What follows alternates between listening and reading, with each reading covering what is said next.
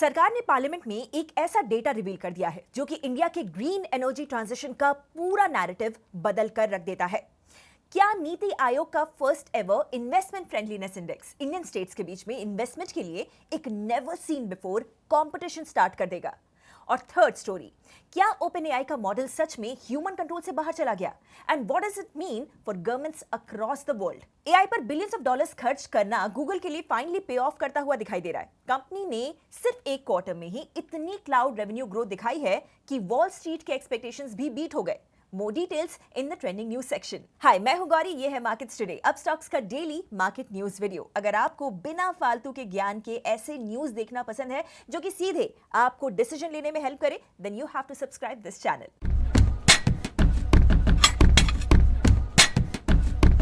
India में solar parks बढ़ रहे हैं, वहीं पे विंड टर्बाइंस भी लगातार लग रहे हैं, पर ग्राउंड रियलिटी ये है कि आज भी देश की लगभग 70% इलेक्ट्रिसिटी सीधा कोयले यानी कि कोल से आ रही है।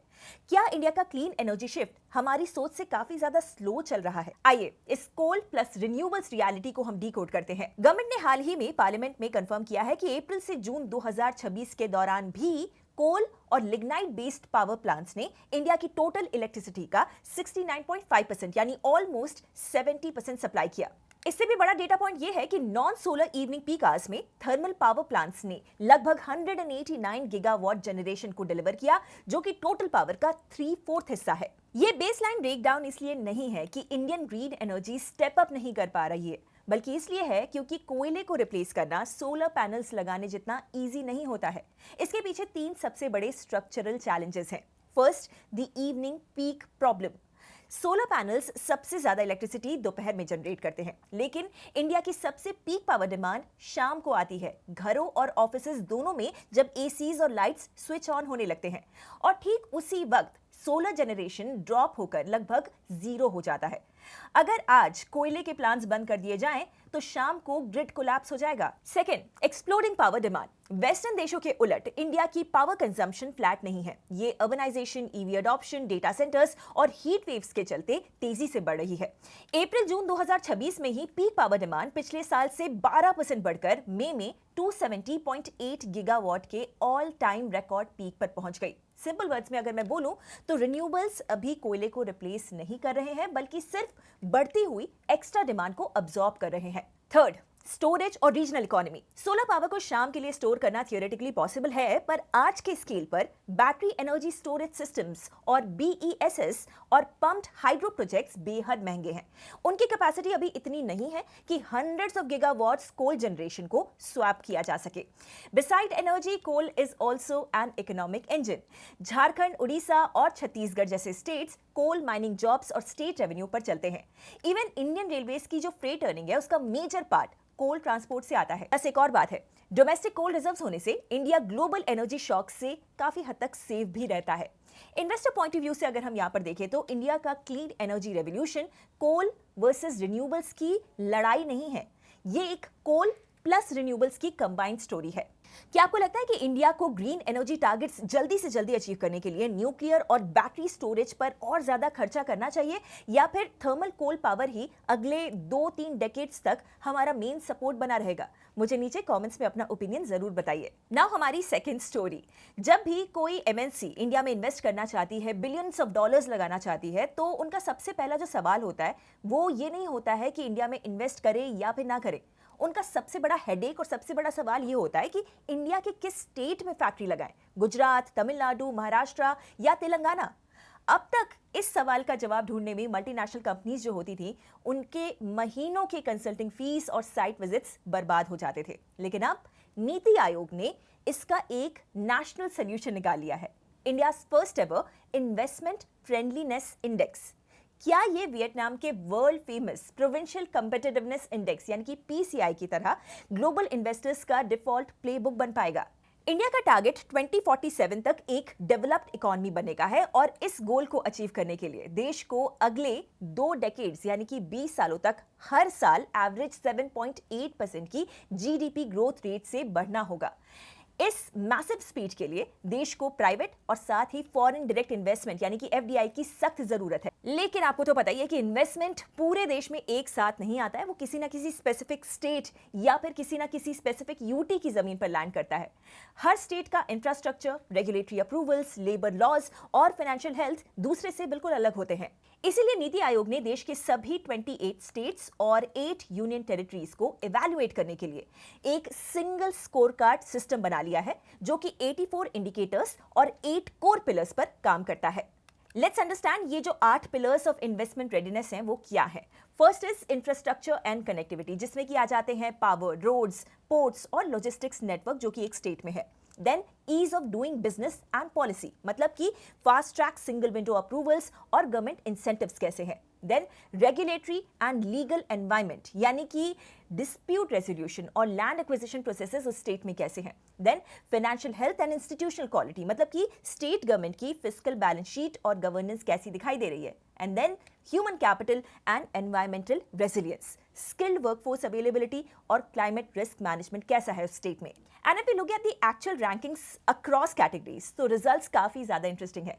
लार्ज इंडस्ट्रियल स्टेट्स में गुजरात टॉप पर है, followed closely by Maharashtra, Tamil Nadu and Orissa in the top tier.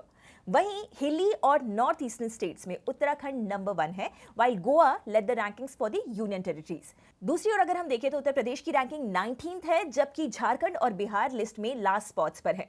अब हम समझते हैं कि why this index matters and इसका सबसे बड़ा फ्लॉ क्या है। इस इंडेक्स का सबसे बड़ा फायदा है कंपेटिटिव फेडरलिज्म।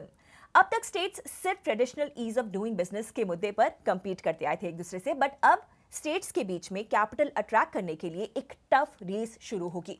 एक खराब रैंकिंग स्टेट गवर्नमेंट पर प्रेशर डालेगी कि वो अपने ब्यूरोक्रेटिक रेड टेप को खत्म करे। सेकंड पॉइंट, ये कंसल्टिंग कॉस्ट एंड टाइम दोनों को बचाएगा। ग्लोबल कंपनीज को हर बार नए कंसल्टेंट्स हायर करने की कोई जरूरत नहीं होगी, जीरो से रिसर्च भी नहीं करनी पड़ेगी। उनके पास अब एक central government backed score card ready होगा, जिससे कि वो अपनी initial site selection due diligence के साथ शुरू कर सकते हैं। बट इस इंडेक्स की सबसे बड़ी लिमिटेशन ये है कि ओवरऑल स्टेट परफॉर्मेंस बताता है, सेक्टर स्पेसिफिक नीड्स नहीं बताता। एक सेमीकंडक्टर फैब को massive water, uninterrupted power supply और क्लीन रूम्स चाहिए। एक डेटा सेंटर को अंडर सी केबल कनेक्टिविटी और ग्रीन एनर्जी ग्रिड चाहिए।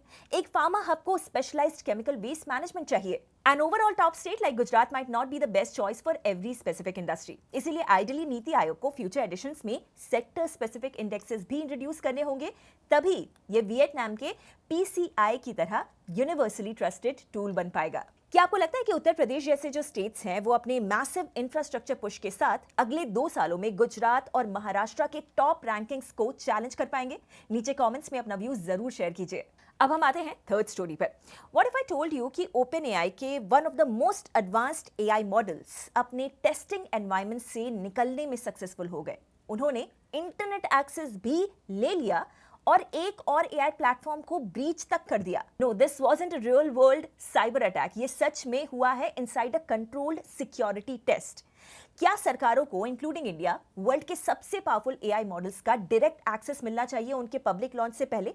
Let's understand. OpenAI ने हाल ही में एक साइबर सिक्योरिटी इवैल्यूएशन के दौरान डिस्क्लोज किया कि उनका एक pre release frontier AI model, जिसे सेफ सैंडबॉक्स एनवायरनमेंट में टेस्ट किया जा रहा था, उसने अपने रिस्ट्रिक्शन पैरामीटर्स को बाईपास कर दिया। एक साइबर सिक्योरिटी बेंचमार्क सॉल्व करते वक्त इस मॉडल ने सिस्टम की एक वल्नरेबिलिटी को फाइंड करके एक्सप्लॉइट किया, इंटरनेट कनेक्टिविटी भी गेन कर ली और हगिंग फेस के प्रोडक्शन सिस्टम्स तक पहुंच गया। OpenAI ने साफ कहा है कि उसने इस वल्नरेबिलिटी को तुरंत पैच कर दिया है और नई सिक्योरिटी लेयर्स भी ऐड कर दी गई हैं। लेकिन ये इंसिडेंट उस बग से कहीं ज्यादा बड़ा इशू हाईलाइट करता है। ये दिखाता है कि जब फ्रंटियर मॉडल्स को हाई कैपेबिलिटीज मिल जाती हैं, तो वो कैसे अपने आप पाथ्स ढूंढ सकता है जो उनके डेवलपर्स ने एंटिसिपेट भी नहीं किए होते। आज के AI मॉडल्स आपको पता ही है कि सिर्फ टेक्स्ट को जनरेट नहीं करते हैं, वो वेब ब्राउज कर सकते हैं, कोड को एग्जीक्यूट कर सकते हैं, एक्सटर्नल टूल्स और APIs के साथ इंटरैक्ट भी कर सकते हैं और मल्टी स्टेप ऑटोनमस वर्कफ्लोज पूरे कर सकते हैं। इसका मतलब यह है कि साइबर सिक्योरिटी अब सिर्फ ह्यूमन हैकर्स से बचने के बारे में नहीं रही, ये ऑटोनोमस AI एजेंट से अपने सिस्टम्स को प्रोटेक्ट करने के बारे में भी बन चुकी है and that is exactly why governments are paying attention. In fact India cyber defence के लिए फ्रंटियर AI मॉडल्स का एक्सेस लेने की लगातार कोशिश कर रहा है। हाल ही में ministry of electronics and IT ने यह भी बताया कि वो CERT इन के लिए एंथ्रोपिक के लेटेस्ट फ्रंटियर मॉडल्स का एक्सेस सिक्योर करने की कोशिश कर रहे हैं ताकि डिफेंसिव साइबर सिक्योरिटी रिसर्च की जा सके।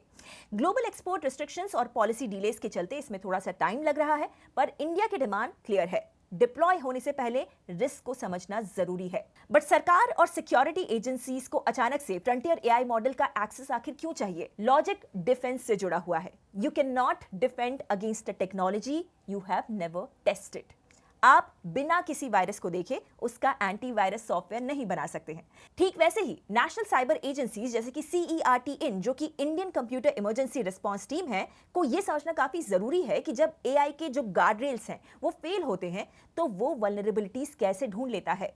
OpenAI का ये डिस्क्लोजर सिर्फ एक टेक्निकल ग्लिच नहीं था, ये इस बात का सबूत है कि इंडिया जैसी इमर्जिंग इकोनॉमीज को फ्रंटियर AI मॉडल्स का कंट्रोल्ड एक्सेस मिलना चाहिए AI वेपन बनाने के लिए नहीं, बल्कि उस वेपन के अगेंस्ट खुद को डिफेंड करने और सिक्योरिटी मेजर्स टाइम पर बिल्ड करने के लिए। क्या आपको लगता है कि AI कंपनीज को अपने टॉप मॉडल्स कमर्शियल लॉन्च करने से पहले नेशनल सिक्योरिटी एजेंसीज को फुल टेस्टिंग एक्सेस देना मैंडेटरी कर देना चाहिए? नीचे कमेंट्स में अपना व्यूज जरूर शेयर कीजिए। चलिए अब आते हैं हम ट्रेंडिंग न्यूज पर। गूगल पेरेंट अल्फाबेट ने जून क्वार्टर में एक्सपेक्टेशन से बेटर रिजल्ट्स रिपोर्ट किए हैं। सबसे बड़ा हाईलाइट रहा गूगल क्लाउड, जिसका रेवेन्यू 30% ईयर ऑन ईयर बढ़कर $16.6 बिलियन पर पहुंच गया। AI सर्विसेज और एंटरप्राइज डिमांड की वजह से क्लाउड बिजनेस ने एनालिस्ट के एस्टिमेट्स को बीट कर दिया। इस स्ट्रॉन्ग परफॉर्मेंस की वजह से अल्फाबेट ने अपना 2026 कैपिटल एक्सपेंडिचर गाइडेंस भी बढ़ा दिया है। कंपनी अब डेटा सेंटर्स, AI चिप्स और कंप्यूटिंग इंफ्रास्ट्रक्चर पर और ज्यादा खर्च करने वाली है, क्योंकि मैनेजमेंट का अब ये मानना है कि AI की डिमांड अभी भी सप्लाई से काफी ज्यादा है। सबसे इंटरेस्टिंग बात यह है कि इन्वेस्टर्स पहले स्पेंडिंग को सिर्फ एक एक्सपेंसिव मूव मान रहे थे, लेकिन अब गूगल क्लाउड की एक्सेलरेटिंग ग्रोथ ये सिग्नल देती है कि AI इन्वेस्टमेंट्स ग्रेजुअली रेवेन्यू और प्रॉफिट्स में कन्वर्ट होने लगे हैं। If you want to know more about Alphabet's results, then comment में लिखिए Google and we will cover it here. आपको आज की कौन सी स्टोरी सबसे ज्यादा पसंद आई, ये कमेंट्स में जरूर लिखना एंड वीडियो को लाइक कीजिए, शेयर कीजिए and do subscribe Upstox. I will see you in a brand new video soon. Investment in securities market are subject to market risks. Read all the related documents carefully before investing.